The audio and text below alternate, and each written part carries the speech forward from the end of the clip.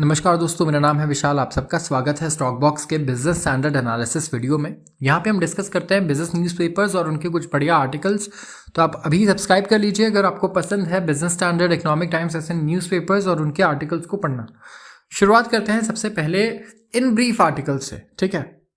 यहाँ पर अगर आप देखेंगे तो Europe bank splits with wall street over ESG norms. क्या बोल रहा है ये? यूरोपियन बैंकिंग फेडरेशन की बात हो रही है। यूरोप में जो बैंक्स हैं, ठीक है, वो कह रहे हैं कि हम कंपीट नहीं कर पाएंगे अमेरिकन बैंक से। क्यों? क्योंकि वो कह रहे हैं हमारे पास बहुत बड़ा एक डिसएडवांटेज है। क्या डिसएडवांटेज है? कि यूरोप में जो रेगुलेटर्स है ना, ये नए नए रेगुलेशंस लाए जा रहे हैं ESG के। क्या होता है ESG? ये है environmental, social and governance risk, ठीक है। ESG ध्यान से याद रखिएगा इस टर्म को।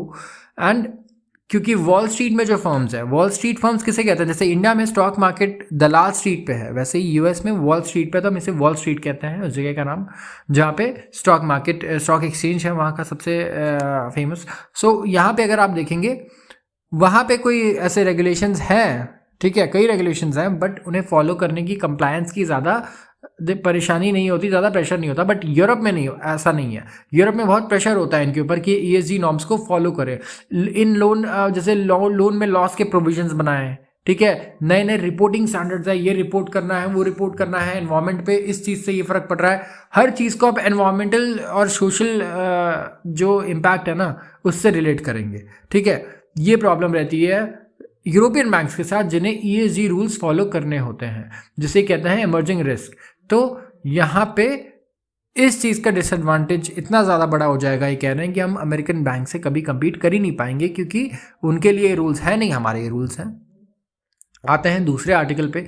मस्ट लिफ्ट के restrictions on X accounts in Brazil. So हमारे काम का नहीं है। देखिए, अब ये चलता रहता है ट्विटर पे, अब ये इतना ज़्यादा रेगुलर हो गया है, कुछ कहीं के अकाउंट्स ब्लॉक होते हैं, कहीं के अनब्लॉक होते हैं। आते हैं अगले आर्टिकल पे। Floods in Russia's Urals force thousands to evacuate. Flood waters बढ़ रहे हैं 2 सिटीज़ में रशिया में, ठीक है, यूरल माउंटेन्स में। जब यूरोप की तीसरी सबसे लंबी नदी, ठीक है, ये डैम के थ्रू आप देखेंगे बर्स्ट करके पूरा फ्लड कर दिया इन्होंने। करीब 6000 होम्स डिस्ट्रॉय हो गए हैं, थाउजेंड्स ऑफ लोग अब फ्ली कर चुके हैं, ठीक है। तो यहाँ पे ये one of the worst floods है कई दशकों में, जो रशियन रीजन्स में आया है, जो यूरल माउंटेन्स और साइबेरिया में है, ठीक है। तो यहाँ पे कजाकिस्तान जो नेबर है, यहाँ पे भी इसका इम्पैक्ट देखने को मिला है। तो यूरल रिवर जो राइज करता है यूरल माउंटेन्स में और फ्लो करता है कैस्पियन सी में, ठीक है, काफ़ी इसमें बढ़ोतरी देखी गई वाटर लेवल की, ठीक है।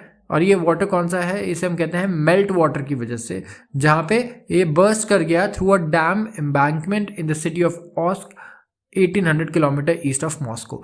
ट्रंप, अभी ट्रंप फिर से लाइमलाइट में है। अगर आप देखेंगे, डोनाल्ड ट्रंप की बात कर रहा हूँ मैं, जो एक्स US प्रेसिडेंट है और अभी फिर से मोस्ट पॉपुलर कैंडिडेट है अगर आप देखिए रिपब्लिकन पार्टी की तरफ से। तो यहाँ पे इन्होंने रेज किया है $15 मिलियन। $50 मिलियन ये जो है रिकॉर्ड अमाउंट है उनका कहना है, ठीक है, और सबसे बड़ा फंड रेजर है। डोनाल्ड ट्रंप के कैंपेन ने कहा है कि उन्होंने $50.5 मिलियन रेज किए सैटरडे को। स्टैगरिंग रिपोर्ट है ये, ठीक है, क्योंकि यहाँ पे अगर आप देखेंगे ये कैचअप करना चाहते हैं किसके साथ? To fund raising juggernaut of president Joe Biden and Democratic party. तो रिपोर्ट जो आई है ये, यहाँ पे अगर आप देखेंगे मेजर डोनर्स रहे हैं पाम बीच फ्लोरिडा, ठीक है, जो इनका होम है जॉन पॉल्सन का, ठीक है। सिंगल इवेंट से इन्होंने अच्छा खासा पैसा रेज कर दिया। अब देखिए, ये कई चीज़ें शायद आपको समझ में आ रही हो, लेकिन मैं आपको बहुत ही क्लियरली बता दूं, ठीक है, इसमें डिटेल्स में आके फ़ायदा नहीं है कहाँ से कितने पैसे रेज़ किए हैं। US में काफ़ी ट्रांसपेरेंटली ये फंड रेजिंग करता है, ठीक है, और जितना भी पैसा खर्च होता है ये काफ़ी अच्छे से डिक्लेयर करते हैं कि देखो हमने तो इतना पैसा रेज़ किया, क्योंकि एक इंडिकेटर भी होता है कि अगर इनको इतना पैसा मिल रहा है, मतलब कहीं ना कहीं इंटरेस्ट इनके पास इनमें ज़्यादा है, ठीक है, या फिर ये टफ कॉम्पिटिशन देंगे। वहाँ पे इलेक्शंस में अच्छे खासे पैसे खर्च होते हैं। अगर आप लीगल जो रिपोर्टेड मनी अगर आप देखें तो US के प्रेसिडेंशियल इलेक्शंस में इतने पैसे होते हैं जितने पूरी दुनिया में कहीं नहीं होते हैं, ठीक है। अगर रिपोर्टेड इसकी बात करें, वैसे तो इंडिया में भी अनरिपोर्टेड ही ज़्यादा खर्चे होते हैं, क्योंकि काफ़ी सारी लिमिट्स हैं खर्चे पे, ठीक है। तो यहाँ पे आप देखेंगे यूएस में ऐसा नहीं है। तो अभी किस तरीके से कंपटीशन चल रहा है और ये बोस्ट कर रहे हैं कि हमने सबसे ज़्यादा पैसा रेज किया है एज़ कम्पेयर टू डोनाल्ड, अगर आप देखें जो बाइडन जो एग्जिस्टिंग प्रेसिडेंट है, और कहाँ से रेज किया है, ये सारी चीज़ें ये डिस्क्लोज करते हैं। आते हैं दूसरे आर्टिकल पे, banking disrupted ahead of ZiG launch in Zimbabwe. Zimbabwe बहुत ही यूनिक कंट्री है क्योंकि यहाँ की करेंसी के बारे में आप सर्च कीजिए गूगल पे, ठीक है। यहाँ से जाने के बाद आप एक बार करेंसी जिम्बाब्वे की देखिएगा, वहाँ पे करेंसी की वैल्यू बिल्कुल ही ख़त्म हो चुकी है। जैसा कहते हैं ना, कुछ लोग पूछते हैं कि अगर गरीबी है तो पैसे को और ज़्यादा प्रिंट करिए और लोगों में बांट दीजिए। एक बहुत ही बेसिक सवाल होता था इकोनॉमिक्स का, जो लोग पहले पूछा करते थे। अब तो स्कूल में ही पढ़ाया जाता है सब कुछ, तो आप ऐसा क्यों नहीं कर सकते। जिम्बाब्वे के जो लीडर्स थे उन्हें ये चीज़ शायद नहीं पता थी। उन्हें लगा कि जब पैसे छापने की मशीन हमारे पास है तो फिर पैसे की क्या दिक्कत। तो उन्होंने इतने पैसे छापे कि जिम्बाब्वे की करेंसी की कुछ वैल्यू ही नहीं रही, ठीक है। और अब इन्होंने लॉन्च किया है जिग। तो यहाँ पे डिस्रप्शन रहा है अक्रॉस जिम्बाब्वे क्योंकि लेंडर्स बैंक्स ने कन्वर्ट किए सारे जिम्बाब्वे डॉलर अकाउंट बैलेंसेस को टू जिग। और यहाँ पे आप देखिए ट्रिलियंस की करेंसी नोट्स होती हैं, ठीक है, ट्रिलियंस की, इतना डी वैल्यूड है यहाँ का करेंसी। तो वहाँ के आरबीआई गवर्नर ने ये नया लीगल टेंडर अनाउंस किया, ठीक है, जिसका शॉर्ट फॉर्म है जिम्बाब्वे गोल्ड के लिए जिग, ठीक है। लॉन्च होगा मंडे को और ये बैक किया गया है by a basket of foreign currency and gold, ठीक है। तो अब ये देखिए यहाँ पे इन्होंने अटेम्प्ट किया है फिर से कि ये लॉन्च करे अ slide in Nations currency. Gym switch national payment platform provider है, उन्होंने कहा कि जो प्रोसेसिंग है लोकल डॉलर ट्रांजैक्शंस का अक्रॉस फाइनेंशियल इंस्टीट्यूशंस अभी अवेलेबल नहीं है, ठीक है, जो वहाँ पे लोकल डॉलर चलता है, ठीक है। नॉर्मल सर्विसेज रिस्टोर हो जाएंगी जब नई करेंसी को कॉन्फ़िगर कर दिया जाएगा। हमें देखना होगा कि जिम्बाब्वे अब किस तरीके से मैनेज करता है, क्योंकि ऐसी कंट्री जहाँ आप $1 अगर देंगे ना उन्हें, तो आपको एक बोरा भर के उसके जगह पे करेंसी मिलेगी एक्सचेंज में। इतनी कम वैल्यू रही है वहाँ की करेंसी की। अब ये कैसे मैनेज कर पाते हैं इस चीज़ को। और लास्ट आर्टिकल है यहाँ पे, स्लोवाकिया के नए प्रेसिडेंट सेलेक्ट हुए हैं जो कि रशिया से काफ़ी फ्रेंडली रिलेशंस बिल्ड करना चाहते हैं। और अगर आप देखें यहाँ पे ये आर्टिकल्स हमारे लिए इतने ज़्यादा इंपॉर्टेंट नहीं रहते क्योंकि ये ईस्टर्न यूरोपियन कंट्रीज़ की जो पॉलिटिक्स है यूजुअली हमेशा ये यूएसएसआर और रशिया के क्लोज रही हैं, ठीक है। तो अभी भी ज़्यादातर का जो आप कहेंगे फॉरेन पॉलिसी रहता है वो इसी तरीके का रहता है। और इकोनॉमिकली इतना ज़्यादा आप कह सकते हैं एडवांस कंट्रीज़ है नहीं कि इन पे कोई बहुत ज़्यादा ध्यान भी दे।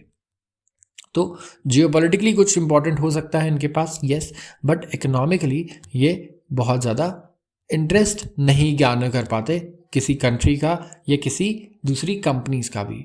आते हैं अगले आर्टिकल पे, vital science of change, AI now life blood of India's hospital.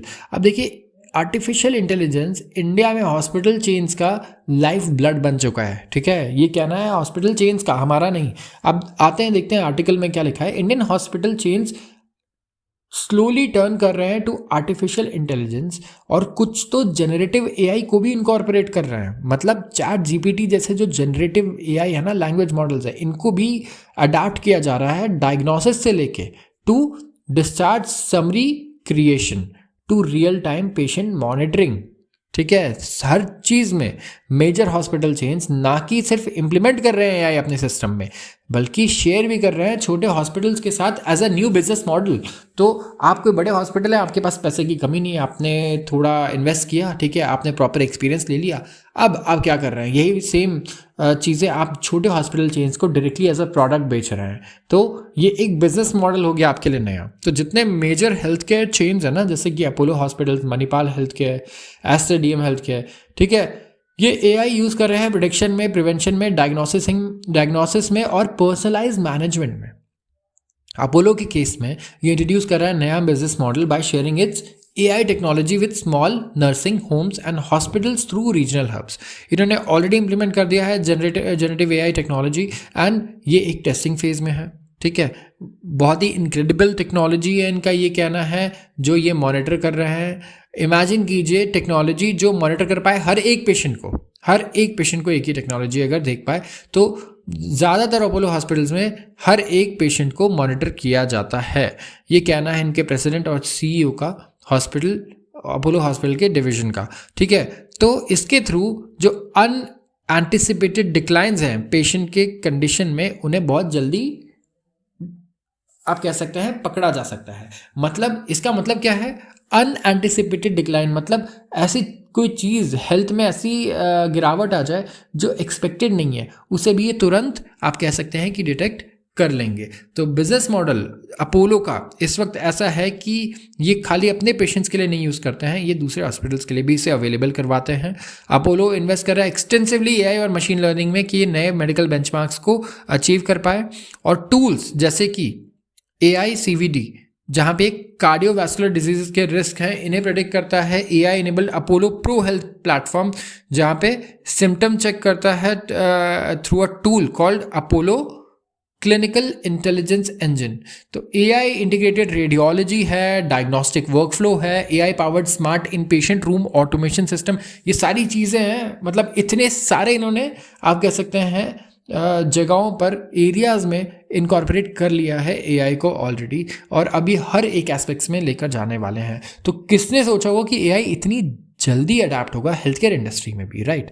And कुछ टेक्नोलॉजीज जो हैं इन्हें पैटेंट मिला है, ठीक है, और US FDA ने भी एडमिनिस्ट्रेशन लेवल अप्रूवल दे दिया है चीज़ों के लिए। तो कॉन्वर्सेशनल AI से लेके क्लिनिकल एप्लीकेशंस तक मणिपाल हेल्थ केयर यहाँ पे नए नए स्ट्राइड्स कर रहा है, डेवलपमेंट्स कर रहा है। ये कॉन्वर्सेशनल AI का यूज़ कर रहा है इंटरैक्ट करने के लिए पेशेंट्स के साथ और फैमिलीज़ के साथ। क्लिनिकल एरियाज़ में करंट एप्लीकेशंस ऐसे हैं कि यहाँ पे पेशेंट के अर्ली अलर्ट मिल जाते हैं, जिन्हें केयर की ज़रूरत है तो पहले ही अलर्ट मिल जाएगा। कुछ हेल्थ ख़राब हो गई थोड़ी उनकी, लेट्स से कुछ आप कह सकते हैं स्पेसिफिक एरियाज़ में, ये सारी चीज़ों के अलर्ट्स इन्हें पहले ही मिल जाएंगे, ठीक है। ये एक्सप्लोर कर रहे हैं screening radiological images as a decision support process.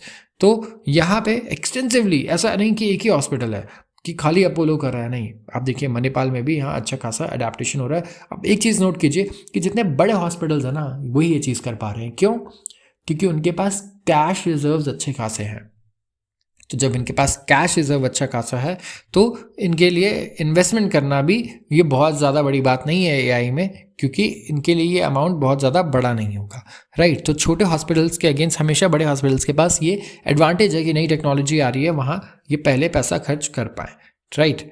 तो यहाँ पे ये पेशेंट मॉनिटरिंग में, स्क्रीनिंग टूल में, हर जगह पे AI को यूज़ कर रहे हैं। और अगर एस्टर DM हेल्थ केयर की बात करें तो उन्होंने तो एक AI लैब बना दिया है in association with Indian institute of science, ठीक है। और यहाँ पे न्यूरोलॉजी डिपार्टमेंट ने एक टेक्नोलॉजी बनाई है जहाँ पे ये नर्व अल्ट्रासाउंड डायग्नोस्टिक्स कर पाएंगे, और इसे ये रिवोल्यूशनाइज कर देंगे, उनका ये कहना है, ठीक है। तो ये इंजीनियरिंग और साइंस कॉलेजेस के साथ भी टाई अप कर रहे हैं, जहाँ पे ये नए प्रोडक्ट्स एक्सप्लोर कर रहे हैं कि किस तरीके से नए प्रोडक्ट्स बनाए जा सकते हैं AI के थ्रू, जहाँ पे ये पायनियर कर पाएँ एक नया एरा हेल्थ केयर का, जहाँ AI की मदद से पेशेंट्स की बीमारियों को पहले ही डिटेक्ट कर लिया जाए। अगर वो एडमिट है हॉस्पिटल में तो 24 घंटे उन्हें मॉनिटर किया जा सके, क्योंकि इंसान नहीं मॉनिटर कर सकता 24 घंटे किसी पेशेंट को, क्योंकि वो थक जाएगा, बट मशीन 24 घंटे चल सकती है बिना थके, बिना ब्रेक मांगे, बिना लंच ब्रेक के, राइट। तो हॉस्पिटल्स में हमें देखने को मिलेगा कि पेशेंट्स के लिए बहुत ही बढ़िया नई टेक्नोलॉजी आ रही है, और इससे हो सकता है कि हमारे यहाँ भी जो पेशेंट्स हैं उन्हें काफ़ी फ़ायदा मिले, उनकी बीमारियाँ पहले डिटेक्ट हो जाए। कॉस्ट, ओवरऑल हॉस्पिटल्स का कॉस्ट भी पहले से काफ़ी कम हो जाएगा, हमें एक्सपेक्टेड है, क्योंकि अब इन्हें आप कह सकते हैं कि